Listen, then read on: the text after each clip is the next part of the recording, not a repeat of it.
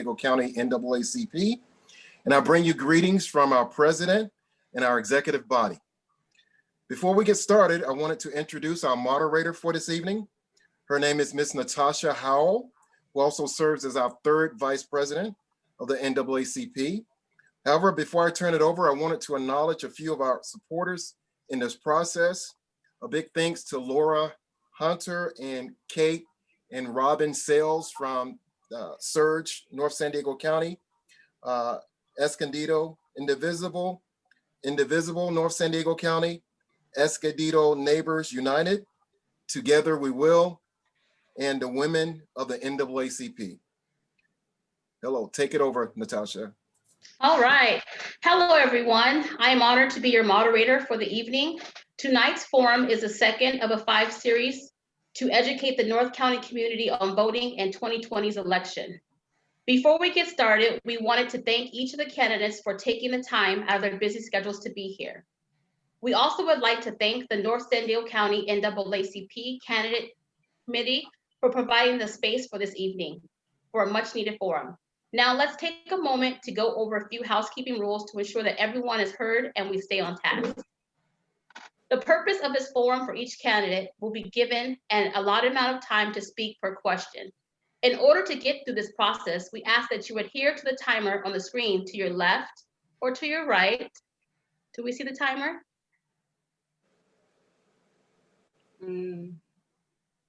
No. Timer, where are you?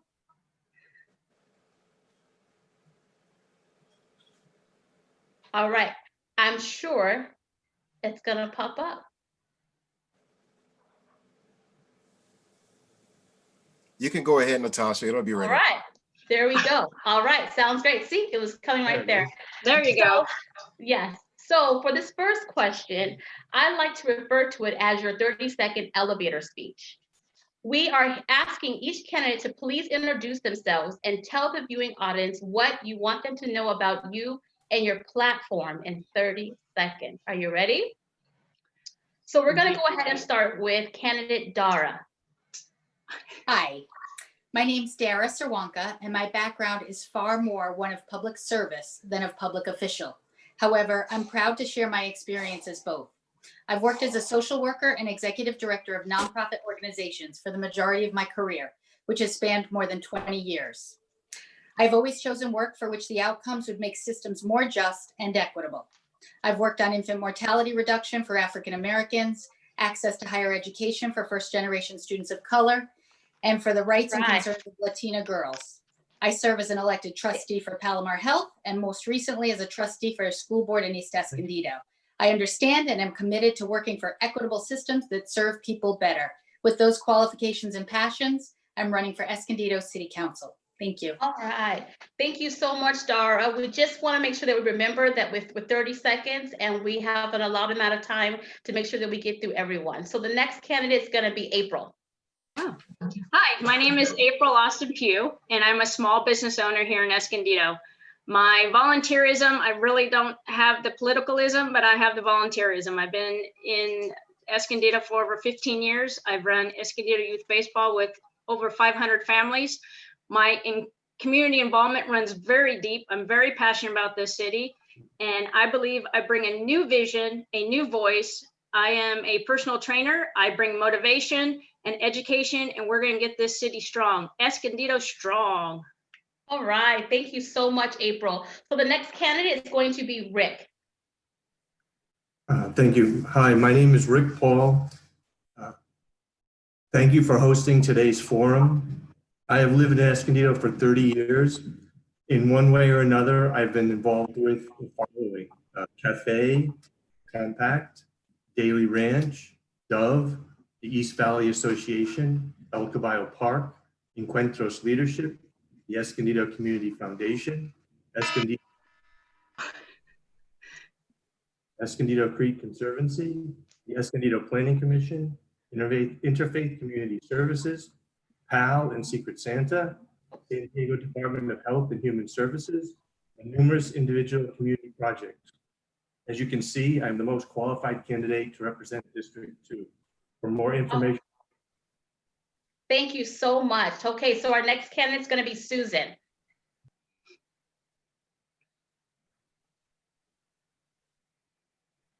You're mute. You're mute. That would probably help, right? My apologies. No worries.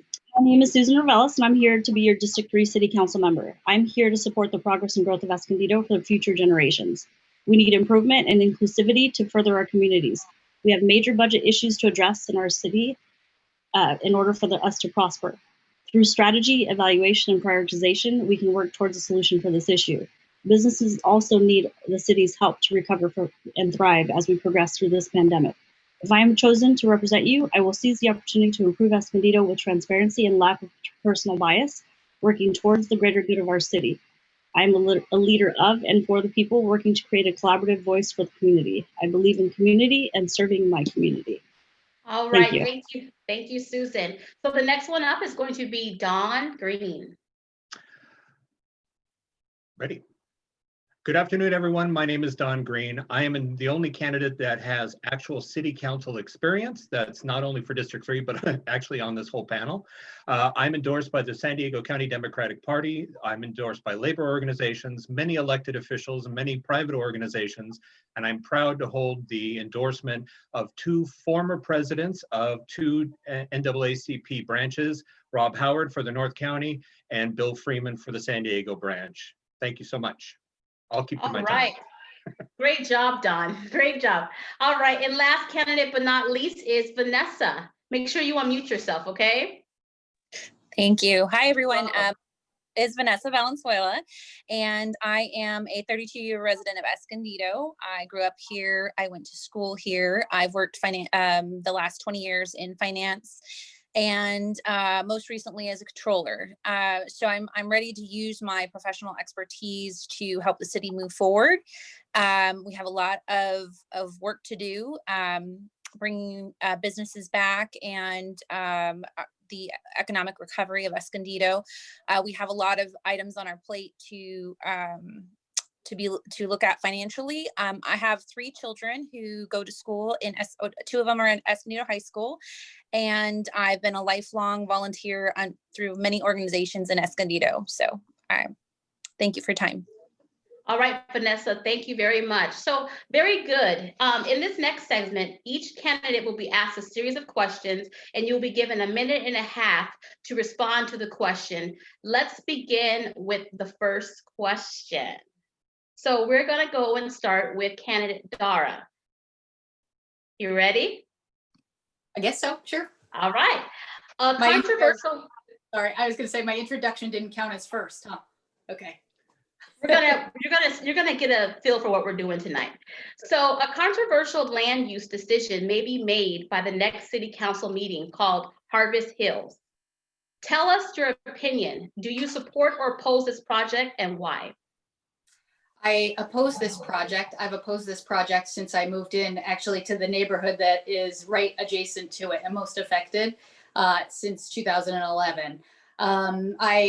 I oppose it for a number of reasons. Primarily, the most immediate is the fire danger. They've already been evacuated once this season. We're evacuated at least once or twice every year. It's a high fire prone area, so it's no good.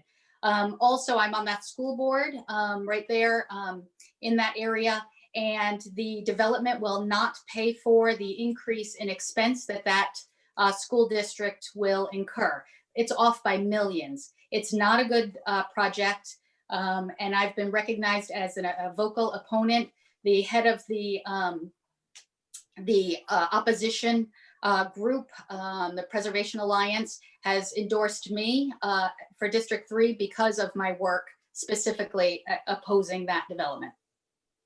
All right, thank you so much. So before we go on, because we are in a nonpartisan space, Vanessa, when you go off your screen, your political banner shows. So can we? Yes, I can change that.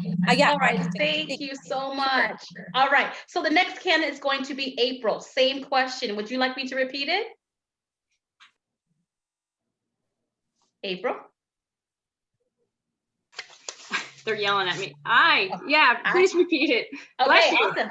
All right. A controversial land use decision may be made by the next city council meeting called Harvest Hills. Tell us your opinion. Do you support or oppose this project and why? Well, I agree with Dara. It's in a high fire district area. I've been evacuated 3 times. I'm over kind of in this area as well. And I've had several friends. And unless we have the resources, the fire department and stuff like that, we're already stretched thin. It's just pulling money and pulling budgets from different areas that we need to concentrate more on how we can protect the citizens out there. If they're in the fire danger zone, we're in fire season right now, and it's going on all around us. And people are being without homes and displaced and animals and stuff like that. Unless it's totally safe and we can guarantee that everyone's going to be safe out there, I'm going to have to oppose it too. All right, very good. So next is going to be Rick. Thank you very much. So I'm a city We'll member. give you, oh, okay. There, go ahead. Can you hear me okay? Yes, I wanted to make sure the clock started on time for you. Okay. I can't see the clock. Okay. So I'm a sitting member of the Planning Commission, and I need to be careful to be open-minded about items that might come before me, whether or not I win this election for my district seat. So I'd rather not speak specifically to that project. I think my constituents know that I'm in favor of smart growth and not scale growth.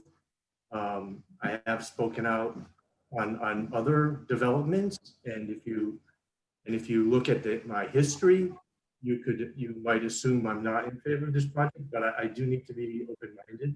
And also, I think people who follow me know that I'm also a big advocate of open spaces. Thank you for the opportunity.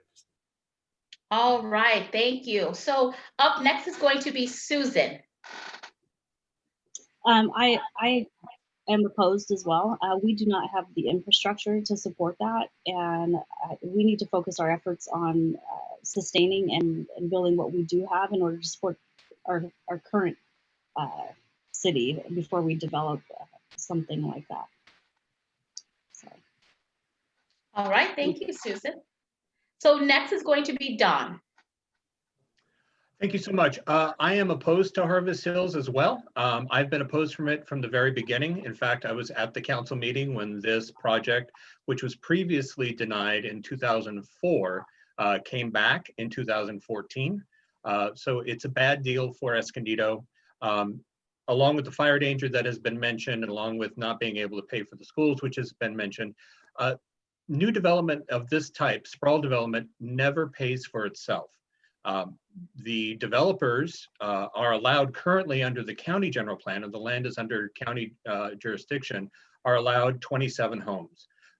They want the city to annex the property so that they can build in excess of 500 homes. Along with that comes infrastructure, sewer, water that will need, more police, more fire, those facilities, fleet vehicles, all of those things which they will pay a one-time fee for, but they won't pay the maintenance, they won't pay the salaries of the people who have to work and manage those things.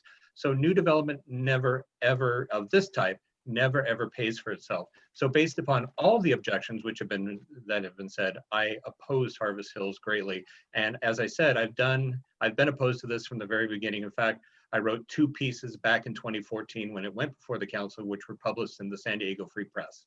Thank you. All right, very good, Don. Thank you so much. All right, so up next is going to be Vanessa. So I actually went to the unveiling of the project and tried to really understand what their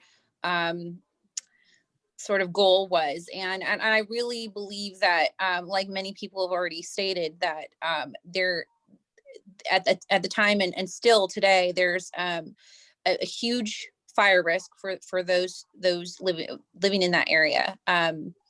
Additionally, I agree. I'm opposed to developments that sort of leapfrog out of the community and require the community to devote resources that are the community can't afford.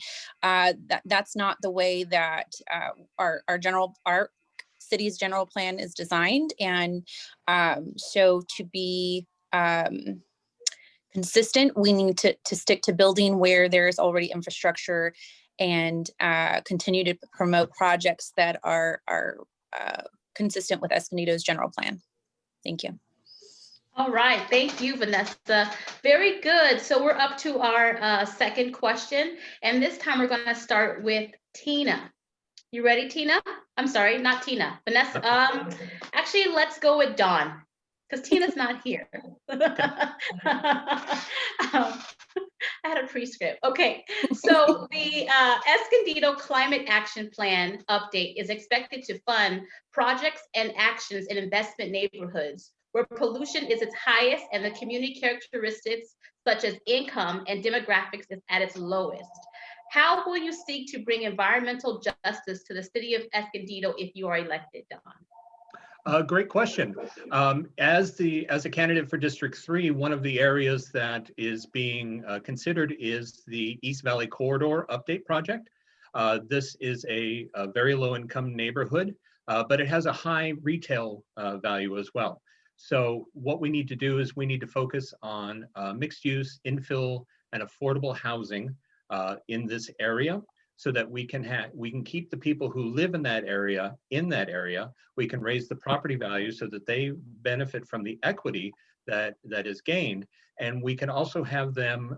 We can build up and foster our business community in the area so that they have places that they can get to work, to support their families, and they don't have to do the vehicle miles.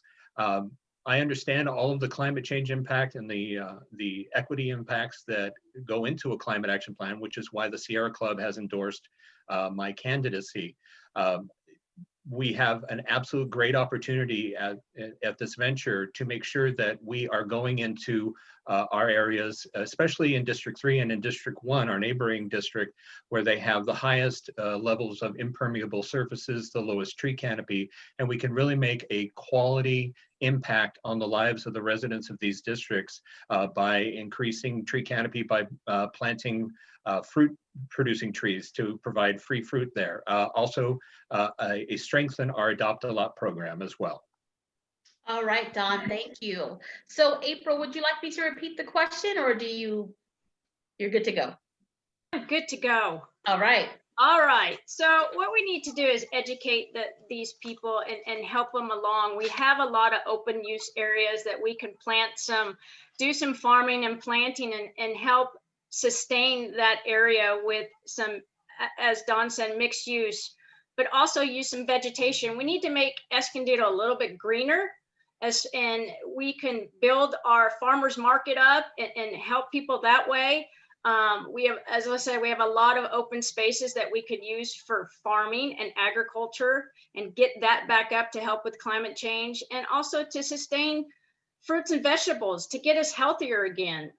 Back to my roots as a fitness professional, we have to look at the health of an individual and then work our way out to the city, because it starts at home. It starts with mom and dad and starts with everybody in the house. So if everybody works together and we can make changes with going green and vegetables and using our mixed use areas and planting in our open spaces, because we have a lot of area in Escondido that's not developed, and we can plant farms and get kids out that way and educate them on that kind of a system and cultivate that back into and profit from it and help everybody, not just financially, but healthy. Let's get us strong and get us back to where we need and use the space that we have. All right. Thank you so much, April. That is so true. So up next is going to be Susan. I would agree with April that I believe that education is a big part of it. A lot of families need to understand what the issues are so that we can help them help the community. Community involvement to me is vital. I believe getting back to our roots of agriculture as well will really help the city go green, and I believe that that would be a great solution as well. Thank you. All right, thank you, Susan. So Dara, you are up. Hi. Well, I'm glad you asked that question. Environmental justice is near and dear to my heart. Early in my career, I worked to design pediatric asthma initiatives. And in that, it didn't matter really what we did. The kids that lived, close to industry in the poorer sections of town, their asthma was always worse. And that's really the heart of this justice work, I feel like. So I fully support the climate action plan. I've spent a lot of time sort of going over the different aspects of it. And I haven't found anything that I don't support in the plan that the advisory committee in the city of Escondido has recommended. I definitely agree with more green space. And as a result, of course, selective development. I'd like to see the new council hold the city to the promises that were made in the original general plan about more parks. I think that's really important. The restoration of natural habitats, including the riparian areas, very important. Improved and more abundant tree cover in the city. I would do everything I could to support that. And then of course, there's the usual suspects, retrofitting apartments and businesses. And as a council person, creating incentives for businesses to incentivize their employees to travel less by cars, et cetera. We need a better public transportation system. I would support a trolley that would run down that corridor to get people out of their cars and get folks down into the city to shop and eat. Thank you. Thank you, Dara. So our next question is going to go to Rick. Thank you. So right now, the climate action plan is before the Planning Commission, and most of the strategies are designed around new development and making new developments greener. What I am pushing for on the Planning Commission is to provide incentives for the existing homes, and especially in the lower income areas of the city, so that those people can participate in retrofitting their homes. And if they're typically if they're a renter, that the landlord would have an incentive to weatherize the home, to replace the old appliances with newer appliances. And that's the way we bring the social equity to those people in the community. That part of the community isn't going to buy a new $700,000 home. So we have to concentrate the improvements in those areas. And also along the creek, we talk about greening the city. I've always been working with plans for improving the Escondido Creek, and that runs right through the center of town. Thank you. All right, thank you so much. And last but not least, Vanessa. So I mean, everybody has really said many things that I agree with. Improving the tree canopy, sort of in the urban core. Escondido has always been hot. It particularly the summers are getting hotter, and so in addition to that, improving our green space, I would like to see some of the funds focused on the Escondido Creek development, which, as Rick just pointed out, runs through District 1 and is part of the many low-income neighborhoods. I'd like to see additional community gardens. I think would be wonderful to see space made for that within those same districts, and some of the funds be used for making it possible to move towards a no-cost transit system for, if we needed to sort of phase in, young people, elderly people, disabled people, but eventually move away from a cost system because the ride fees don't pay for themselves. If we want people to use transit systems, we have to incentivize them. And I think that should be a big part of moving in that direction. Thank you. All right, Vanessa, thank you. So we're on to our third question of the evening, and we are going to start with April. Escondido has a serious lack of affordable housing. Will you support an inclusionary housing ordinance used by many cities to ensure that as the city develops, affordable units will be included? What other rules would you support to ensure housing options for rent and purchase are affordable for the Escondido resident? Well, I think we have in Escondido, we have a diversified number of people from all economic backgrounds. And I think we have to make it fair for everybody. As a single mom growing up and trying to raise two kids, it was very hard to afford a house. So I know the struggles of that. And so we have to make it affordable for everybody and include everybody. We have to be inclusive. We can't just single out people because they can't afford to live here. They're going to go to some other city. Why go to some other city? We need to be an inclusive city and help everybody and educate them and get them the proper tools and provide the proper resources so they can have everything that the American dream. Nobody should be without the American dream. If you want it and you dream it, you should be able to have it, and it should be made available to everybody. And if they can't afford it, provide resources to help them get to that and provide affordable housing for them. You know, everyone deserves a chance. Thank you. All right, thank you so much, April. So Dawn, you're up. My cuckoo clock is going, oh, it just stopped. Oh, good. Okay, there you go, yes. So perfect. Absolutely. Affordable housing is key and driving down the cost. So there's a couple different areas that costs come from. First are the governmental side. So I'm definitely in favor of looking at the policies that we have in place and restructuring those costs and fees so that as the development is increased, those fees can be managed better by the developer. So there's a little bit less cost there. But also setting the vision for what we want in the city as opposed to allowing a developer to come in and tell us what they want to build. When we master plan our city, which I'm definitely in favor of, we set exactly the type of communities that we want to see, and we can help to control that cost by saying these are the types of homes, this is the type of community that we want. When we do that, then we can help bring down those costs for both rent and for owning homes.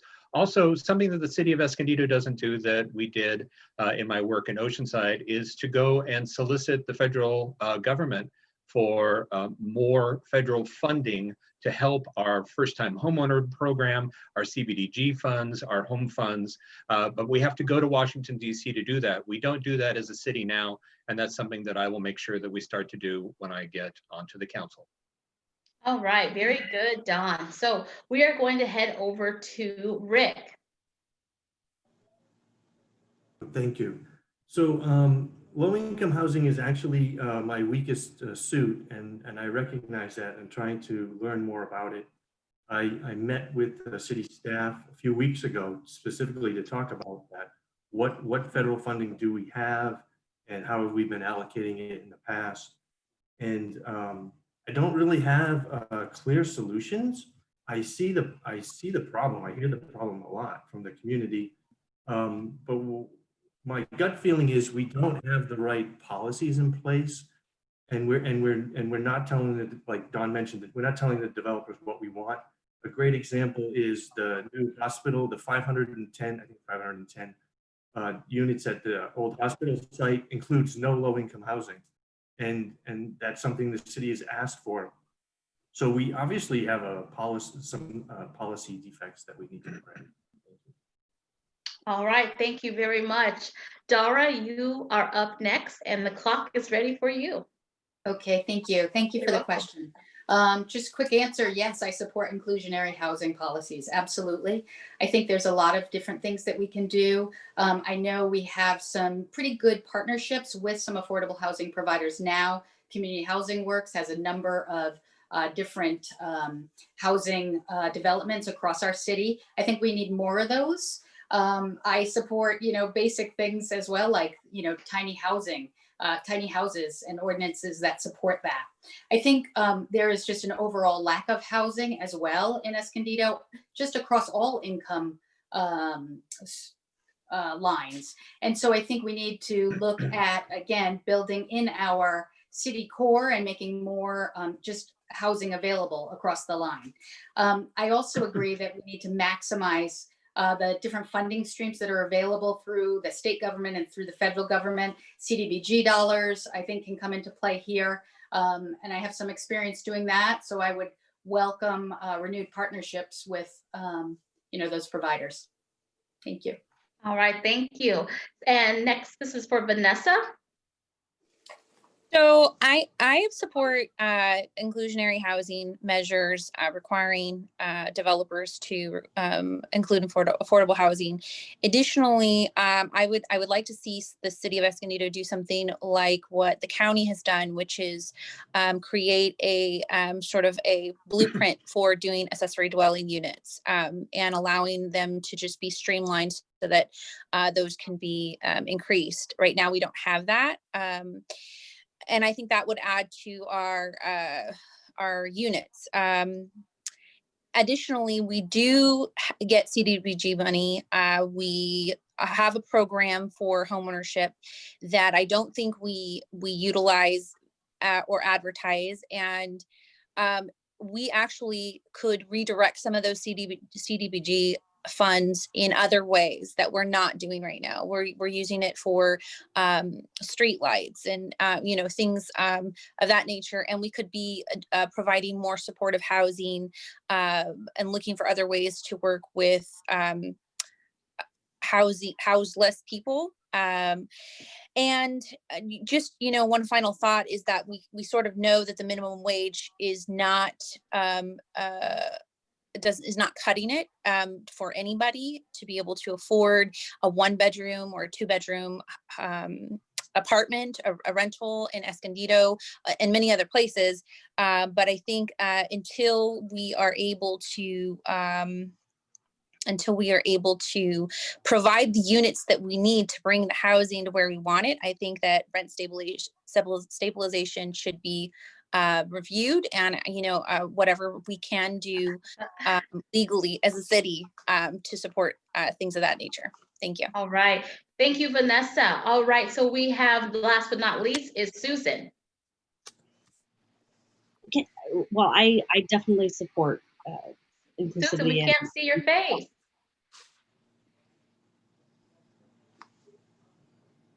I think I'm frozen. Oh. I think I'm frozen now. Oh, there you go. There. So I do support, sorry, it just threw me off. Include whatever inclusionary measures we need to take in order to have affordable housing. I mean, I believe that there should always be a percentage of new development that has affordable housing, and I believe we really need to evaluate what we have currently as well, because there definitely needs to be some regulations made. Yeah, that's it. All right, thank you so much, Susan. So before we get to the audience, we would like to ask a few more questions to the candidates. And we're going to go ahead and we're going to start with April, or continue with April, shall I say. So if elected on the city council, what actions would you take to assure citizens of Escondido that police officers will be held accountable for any misconduct?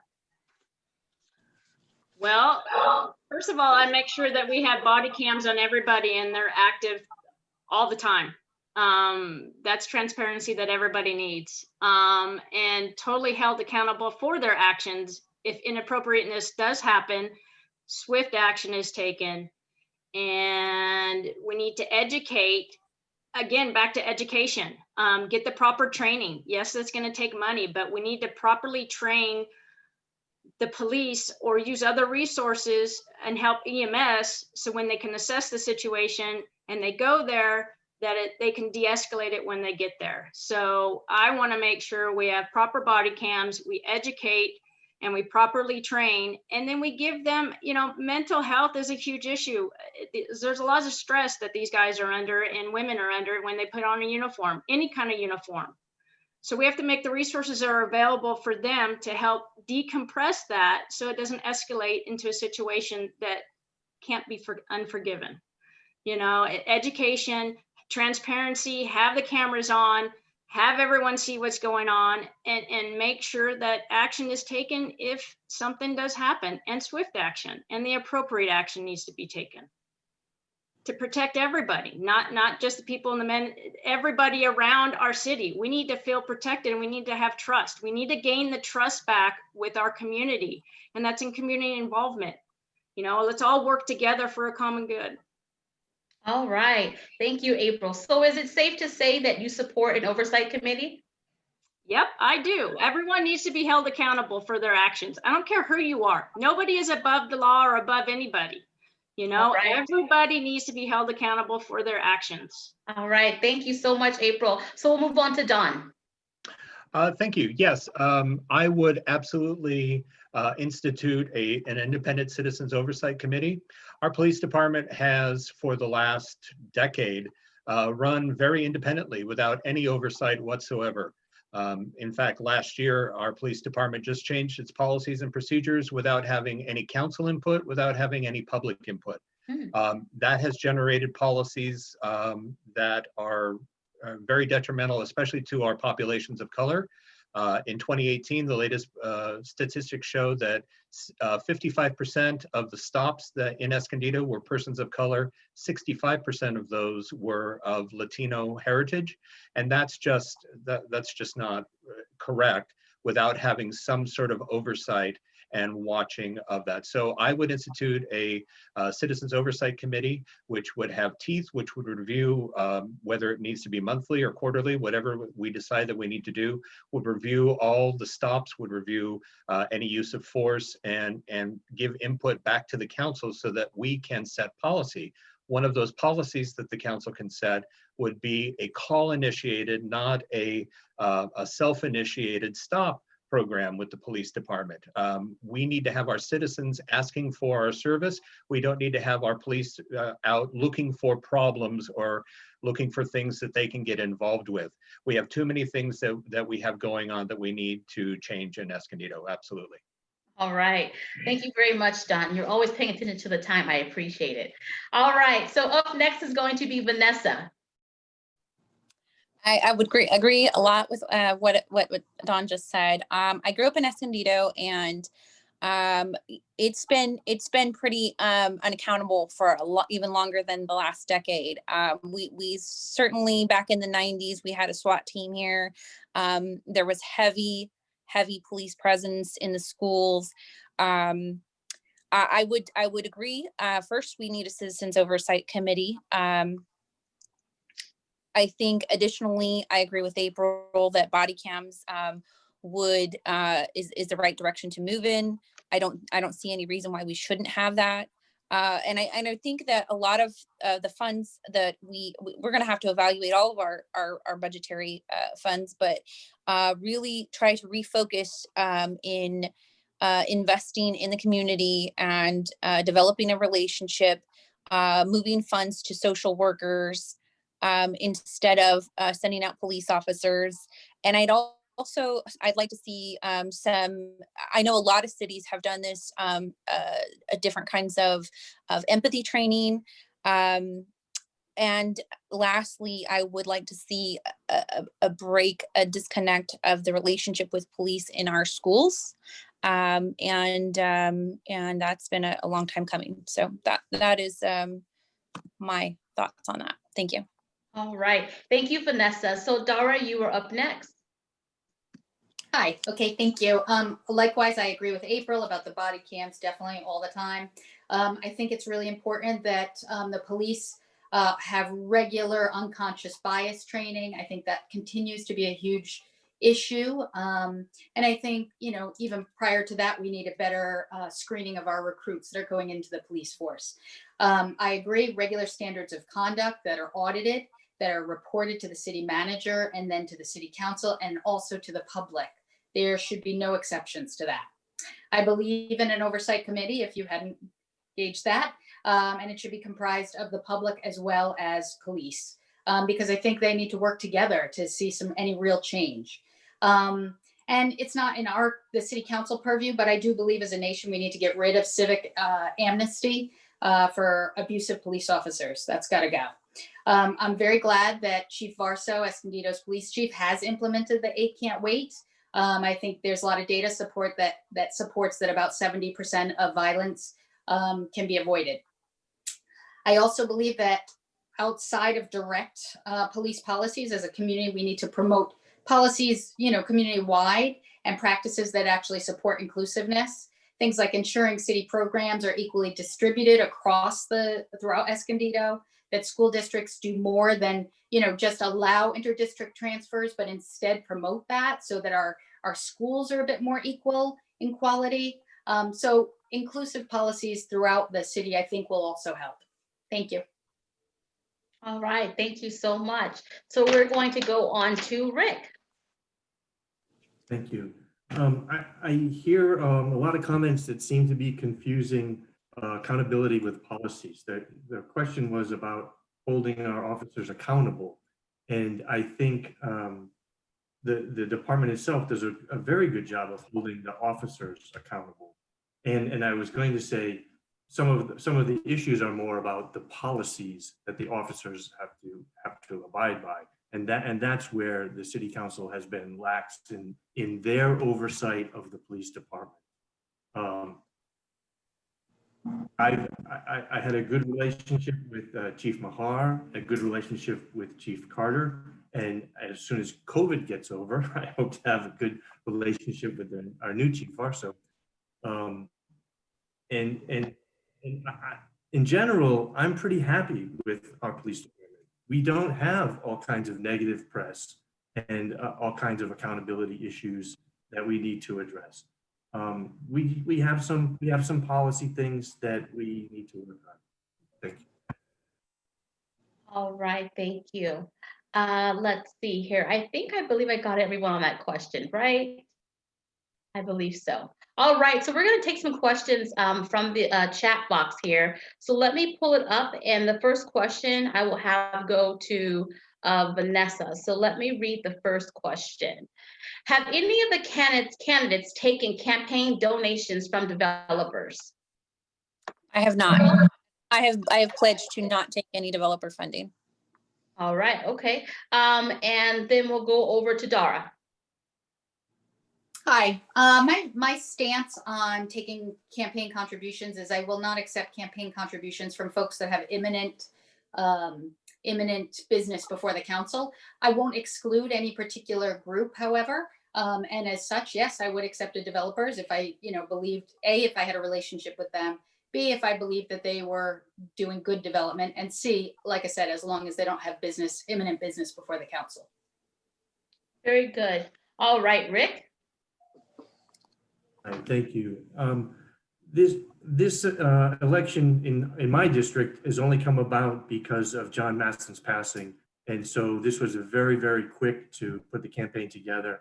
And I am primarily self-funding my campaign this year. A couple of contributions from really good friends. Otherwise, I'm self-funding. Thank you. All right, thank you very much, Rick. And Don, you're up next. You knew you were next. No, I have not taken any campaign contributions from developers, and I, like Vanessa, am not going to take campaign contributions from developers, regardless of whether they have something imminent in front of us or not today. Doesn't mean that they won't have something imminent in front of us next week or next year. And since development is the greatest impact on our city, we need to have a council who doesn't always get to have a say yes or no in whether a project gets approved, but we definitely need planning commission members, and we definitely need city council members who are free from any potential or any appearance of problems with campaign donations or pay for play or any of that. So I am not taking any and have not. Very good to point out, Dawn. Thank you. All right. And so last but not least, we have, I don't see Susan. Where did she go? She had to leave, she said in the chat. Oh, okay. All right. Bye, Susan. Thank you for coming. So we have April. Hi, I am not taking any money from anybody. I am a total grassroots campaign and self-funding it. So I am not taking any money from anybody. Short and sweet. I think we all appreciate that. All right. So the next question from the audience is, how do you, as a future city council member, ensure more civic involvement from Black and Brown residents? Let's start with Vanessa. So I volunteer with North County Immigration Task Force, and I would like to see a relationship develop between the Black and Brown community and the city council. NAACP is another one. Organizations that focus on promoting and lifting up these communities, as well as reaching into the schools and making sure that we as a city are promoting opportunities to have civic involvement from the ground up, from the school level up. So, thank you. All right. Thank you very much, Vanessa. So we're going to go on to Dara. Hi, thank you. Okay, well, there's a number of things I think that we can do. Basically, I think you need to market, just plain old simple market to the wider community about council actions, and teach folks that what happens at city council, quite frankly, affects their lives far more than what happens oftentimes at the national level. So I think there's just an overall marketing strategy that has to happen so that people know that, you know, they can affect their own lives' outcomes.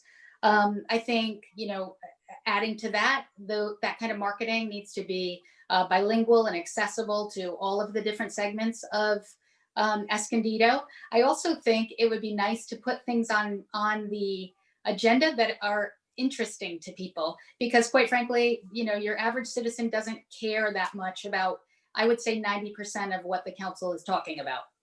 So I think there are a number of different ways to, again, you're talking about community engagement, and there's a number of different ways to do that. So I would support that, definitely. All right, thank you. And so up next is going to be Rick. Thank you. So I'm not waiting to become a city council member.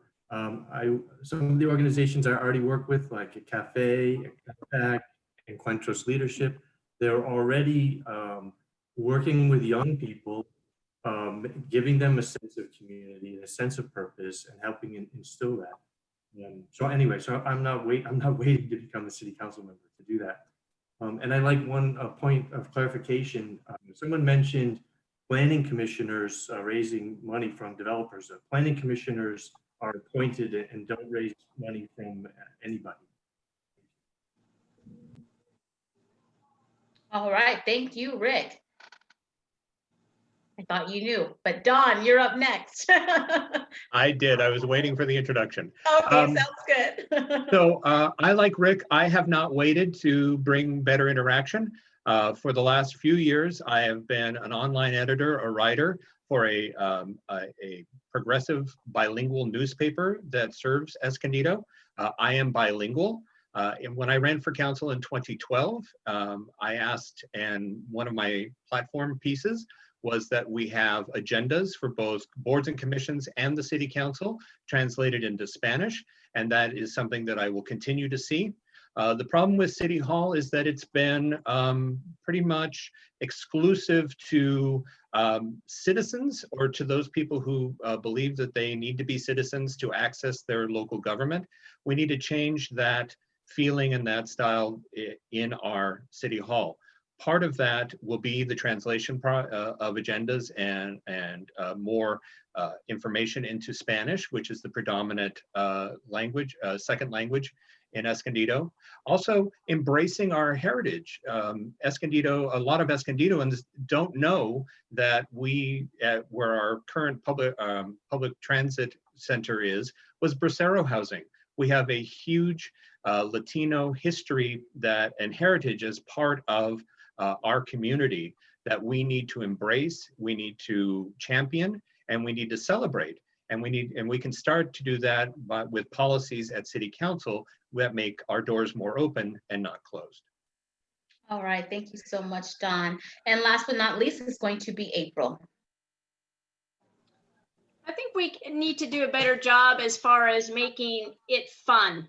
You know, it's city council meetings and stuff like that. We have to include everyone. We can't put labels on things, and we have to include everyone and educate the people to say, hey, let's throw a party. This is what we're doing. Let's embrace the whole city and get everybody together as one common team. That's what we are. We're a team here in Escondido. We need to all work together to get along with one another. We're all going to have different opinions, but we have to include everyone and get everyone involved. I would personally reach out to everybody. I coach teams. I coach, you know, I've done Escondido Youth Baseball. I've gotten a lot of people together that way as far as athletes, sporting events. We need to grow this city in a positive manner and a healthy manner. And we can do that when we include everyone. We can't just single out groups, say, oh, this is the Latinos or whatever. Include everyone. Why do we have to put labels on things? We are human. We are human beings, and we need to be better, and we need to help everyone to understand each other's heritage, and we just need to basically all get along and make it fun. City Hall is not, quote unquote, the enemy. We could all get along and run this city and help this city and grow this city in a positive manner. All right, great. So we're going to mix things up a bit, and I'll let you guys decide who wants to go first. This is the second to last question of the evening before we get back to audience questions as they come in. If elected, what actions would you take in the first 90 days in office? Well, I'll go. All right. Well, this is an easy question for me because I have a plan that I have already written out. In the very first day of being in office, I would set up meetings with all of the department heads through the city manager and meet with them and figure out exactly what we need to do to bring my vision of Escondido to fruition. That is implementing climate change, that is affordable housing, that is supporting our businesses along the East Valley Business Corridor and in our downtown. All of those things, developing park spaces. Also, I would begin the work. I think it's absolutely vital to address the budget deficit that is facing Escondido for the next foreseeable future, for the next few years. And we need to look at our budgeting policy. We need to look at the sourcing of our revenue, and we need to look at how we spend our reserves and the formulaic way, or develop a formulaic way of putting those monies aside so that we don't ever see a budget deficit crisis like we are facing in the next few years, and that we are not slaves to the economic cycle. Escondido is heavily reliant upon sales tax revenue, and because of that, as economic trends happen every 7 to 10 years, they go up, they go down. So does our budget, and we have a crisis that we have to revisit every decade or so. So we need to address those immediately, and I will do that in my first 90 days. All right. So who would like to go next? I'll go. Could you repeat the question? I'm sorry. Okay, sure. Vanessa, if elected, what actions would you take in the first 90 days in office? So my primary focus in the first 90 days is going to be putting together a community budget committee to review the annual budget and look at what we will be as far as our shortfall this year and our impending obligations, what that's going to look like and how that's going to impact services. I would like it to include members of the community, and then also the Citizens Oversight Committee for the police department. Those are really sort of the getting those rolling is really going to take a huge effort. And I think that is those two sort of areas are in need of having some additional viewing. So thank you. All right, thank you, Vanessa. Dara, you would like to go next? Sure, yeah. My experience having served at the Palomar Health District Board and on the school board is 90 days goes by very, very quickly. And there's a huge learning curve. And basically, as one council member or as one board member, you don't have a voice. Your voice is in combination with your colleagues.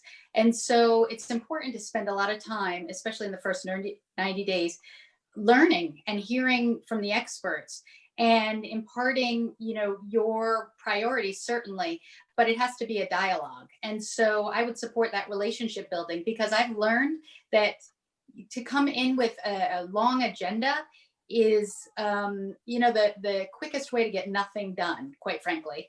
One thing that I would encourage folks to start talking about and looking at is better communication around COVID. That is our most imminent threat right now.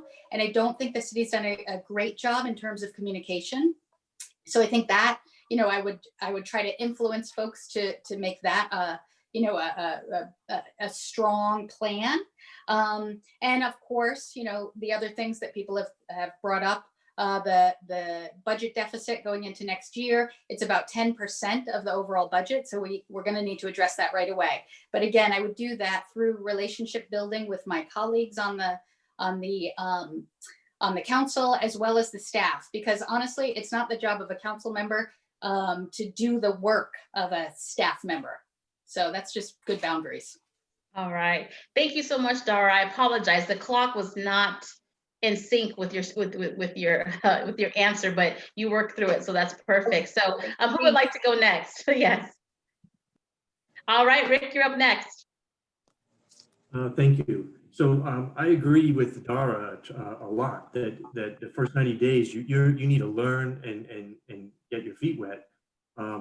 So my priorities are studying the budget, how it relates to COVID, also homelessness and mental health issues, and like I said earlier, affordable housing. I need to get up to speed on affordable housing, and so I need to work with the staff on those three subjects so that I become much more up to speed. Thank you. All right. And so, April, did you answer the question? No, ma'am. Okay, I thought so. We're ready for you when you are. Oh, come on. Hey, I agree with Dara. In the first 90 days, it's going to go really quick, and it's a learning curve for everybody.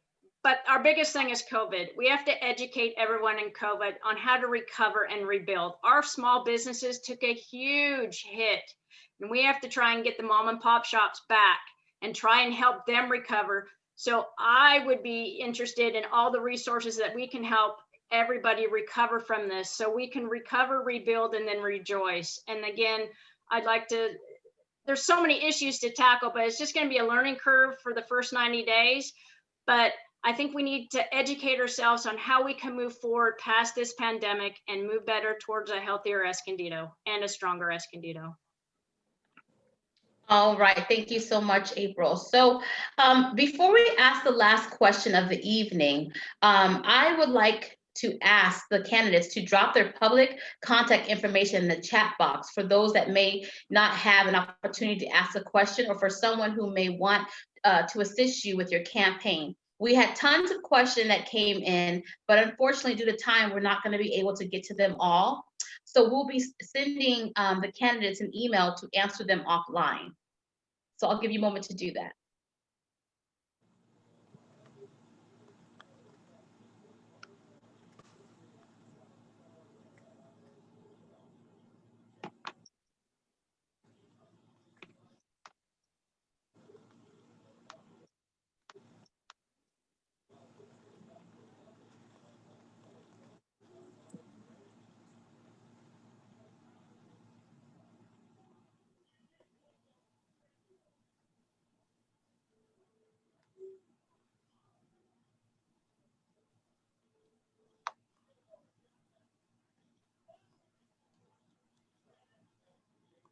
All right, has everyone had a chance to do that?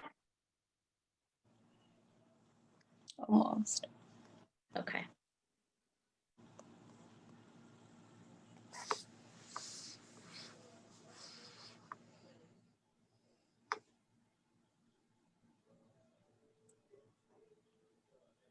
So while we wait, Vanessa, what role do you see the city has in addressing COVID-19? I think it has a huge role. I think it is incumbent on the city council or the city of Escondido itself to work with all the other layers of government to educate and enforce, things that are important for public health and public safety. I think that a lot of cities are passing out free masks. A lot of people are communicating better. A lot of people are having, a lot of other cities are having a bigger outreach. I think that there's a lot of ways that the city could and should be participating in that. And then also other cities are enforcing after being educated requirements to wear face coverings and making it an infraction to not wear face coverings. And I think that the city has a huge role in the big picture of creating a safe environment and keeping the community safe. All right, Vanessa, thank you. And so Rick, what is your opinion on that? Thank you. Two things. We need to help our small businesses. I mean, that should be number one. They're absolutely getting crushed, some of them. And then the second thing we need to do is, as leaders, we need to set a good example, right? We need to be seen wearing masks. We need to be seen social distancing. And we need to use Escondido's PR machine to convey those messages to the rest of the community, as opposed to what some other people have done. Thank you. Very good, thank you. And Don, what is your opinion? Well, I want to take a moment just for a second to answer something from the last question. Okay. While all of my other panelists are going to spend their first 90 days learning the job, that's the advantage that I have, that I've actually done the job of a city council member. I've worked for the city council and as a council aide for the city of Oceanside. So I know this job. So I'm ready to start work day one. That's why I can bring an aggressive agenda with me to get things done, like work on COVID. I have relationships that have developed with our county officials, and we can work hand in hand with the county, which is the lead agency for addressing COVID, to help, number one, support our small businesses, as Rick said, through the PPP loan process and getting grant funding into the city for that, but also to support our local neighborhood health organizations. Most of our residents here rely on those neighborhood health organizations for their health care. So we need to make sure that we're supporting our residents as well. All right, thank you, Don. And I apologize if I forgot about you earlier. Oh, no, that's all right. No, you're fine. All right, awesome. Okay, and so Dara, what is your opinion on that? Yes, public health is definitely under the purview of the city as well. I think first off, we need to assist people and businesses to access the resources they're entitled to. I think there's still a ton of folks that don't understand that there is resources out there for them. The city can be a facilitator and a convener of that. I think we need to maximize all assistance that's available to the city from the county, the state, the feds, and help, again, residents and businesses to benefit from it. I think we need to protect jobs as a very fundamental principle. So all that we can do to do that, whether it's, a hiring freeze through attrition, etc. We need to promote public safety and health first and foremost, because people that are getting sick from COVID are inherently economically vulnerable. When you're sick, you're out of work, etc. I think, again, the city needs to use its education, use its media machine to educate the public about staying safe. I think, again, that has to be across the community. And we've got to encourage folks to stay the course. We all know that people are getting frustrated and, again, just the numbers indicate things are going up. So we need to encourage them to, again, stay the course. I think it's also really important that we coordinate with our health systems, the other folks that are involved in this, the county system, Palomar Health District. I have those relationships. I'm happy to assist there. And again, we need to support businesses in Escondido in every way possible. Cut regulations, fees whenever we can. Recovery has to happen with the businesses as well as with the people. All right, thank you so much. So April, you are up next. Well, the city needs to act as a leader and provide the resources to the people to promote a healthier lifestyle, to educate those and provide the resources to make sure everyone gets those resources. I know there's resources that are available, but maybe not everybody knows about it. Maybe we need to do better on advertising and stuff like that, and to help people move past this pandemic onto recovery and onto rebuilding so they can live a healthier lifestyle. And just educate and help promote the city, wear a mask all the time. If we see city leaders doing it, it's a follow the game thing. Just emphasize following the rules and making sure that you live a healthy lifestyle and just protect yourself and your family. That's all we can do. And help promote that and educate and provide the resources. And if no one has access to it, then we need to provide access to those resources that are available. All right, April, very good. Thank you. So as we close, we're going to give each of you 1 minute to tell the citizens of Escondido why they should vote for you. So we're going to start with Don.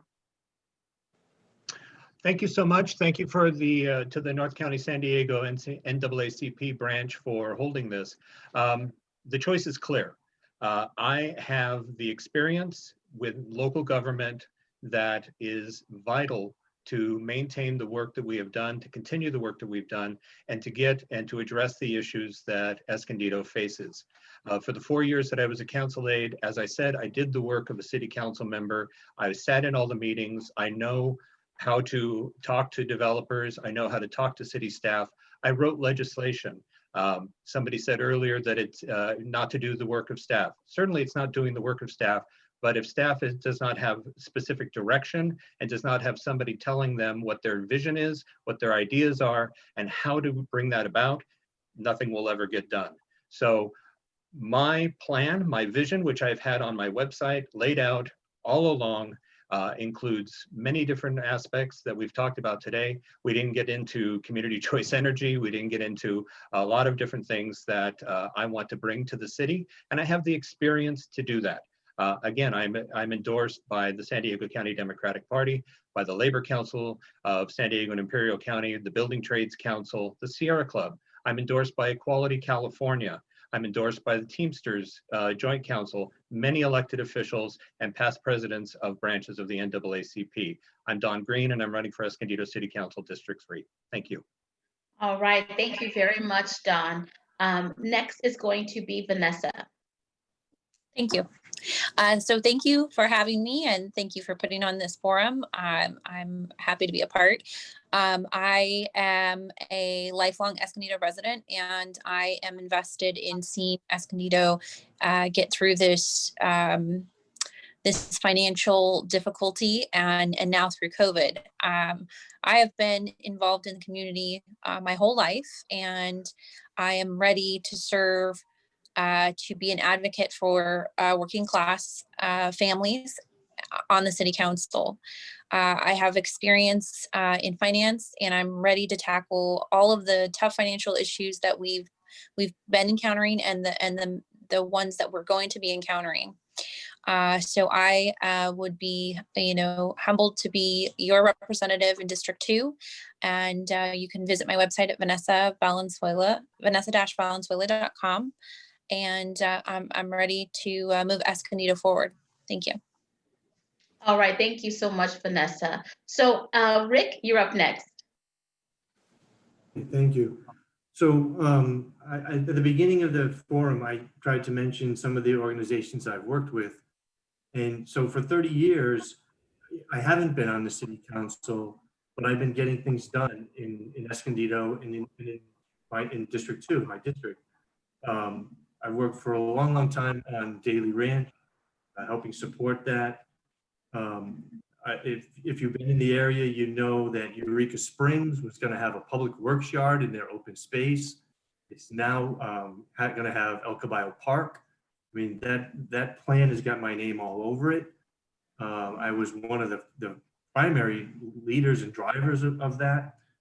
I've done projects with Rose Elementary School down the street, with even Rose Street, getting it resurfaced. My history with Escondido, I hope, speaks for itself. And there's a few projects that I was not successful in doing. And I think on the city council, now I have a chance to be a little bit more outspoken and get some of those projects done as well. I do have a website, escondidobest.com, that has a lot of my positions on it.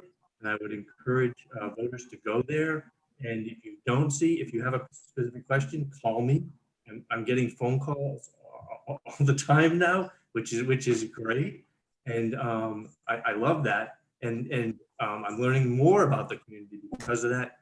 But I'm finding out that I'm very in touch with the community and I have answers for most of their questions. All right, thank you so much, Rick. So we have Dara. Hi, thank you. Thank you for having me tonight. And I'd like to extend my respect for everybody that has thrown their hat in the ring. With that said, though, I am the only candidate for District 3 with elected experience. I also have 20 years running nonprofit businesses, so I think I have credibility with the business community as well, and significant leadership experience as an executive director and CEO, as well as chairman of the Palomar Health District Board, which is a $4 billion organization and the largest employer in Escondido. Basically, I feel like my whole life has demonstrated my commitment as a public servant and not as a politician. And on that, I run and I offer my service to Escondido as a city council member.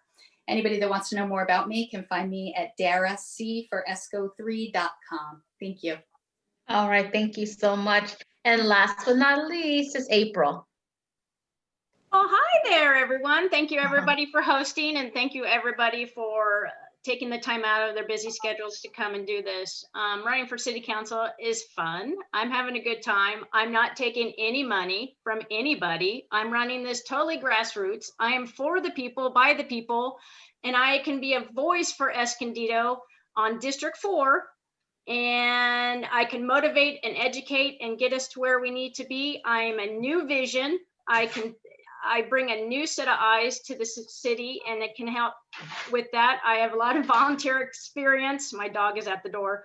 A lot of volunteers. I bring a fresh set of eyes to the city, and I can be a loud voice, a motivating voice. And I just want to help move this city into a healthier environment. We are going through a pandemic, and we need to come out stronger on the other side. And this ever-changing world that we're living in, if we don't change with it, we're going to fail, and failure is not an option.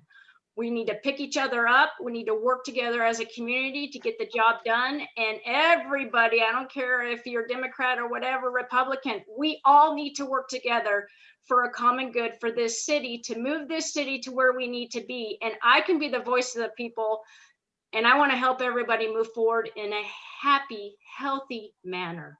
Escondido strong, April, District 4, vote for me. All right, very good. Thank you so much, April. So wonderful. Now let's turn the program back over to our Vice President, Mr. Robert Jenkins. Thank you, Ms. Natasha. You're welcome. Sadly, our forum has come to an end. This has been very informative. Now, on behalf of the North San Diego County NAACP and our great supporting partners, we would like to thank our candidates for participating. But most of all, I would like to thank the community of Escondido for joining us this evening. We certainly hope that this forum has been helpful, getting to know your potential decision makers so you can make a vote for the best candidate on November 3rd. Just one quick announcement. The Escondido City Council is actually meeting virtually tonight. They started at 6 o'clock, and I'm pretty sure that our candidates will be attending after the forum. So I challenge our community to attend virtually as well to show that we care about the city. We will be doing our city a disservice if we don't. So again, thank you everybody tonight for attending, and have a blessed evening. All right, good night, everyone. Thank you. Good night. Thank you. Good night. Good night, everyone. Thank you, Natasha. Bye. Good night. Bye. Thank you. Lovely, lovely, lovely.